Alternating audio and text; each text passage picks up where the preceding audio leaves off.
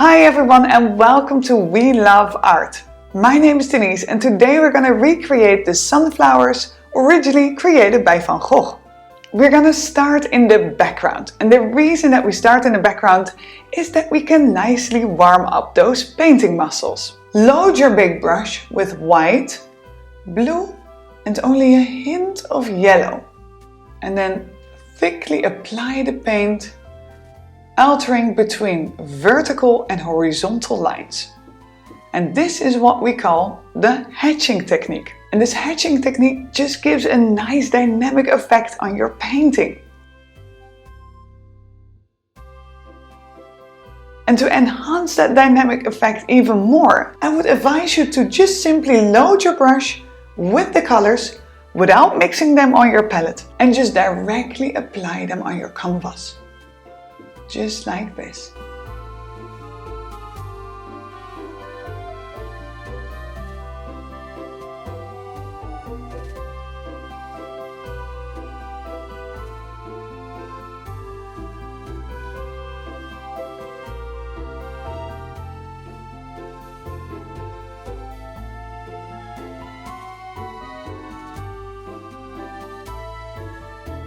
Now it's time to start filling the vase with those beautiful sunflowers. The sunflowers what Van Gogh is so widely known for. The flowers all have a very similar color, a kind of yellow-orange tone. So to create this, all what we're gonna do is mix yellow, red and white for the orange, and then simply add in some brown. This will just function as the base for your leaves. You can already add in some red color as well. The red will help you to maintain the warmth in all the flowers. After this, we're going to separate the leaves from each other by just adding in some darker brown, similar to what you've done with the outside of the vase, with the table.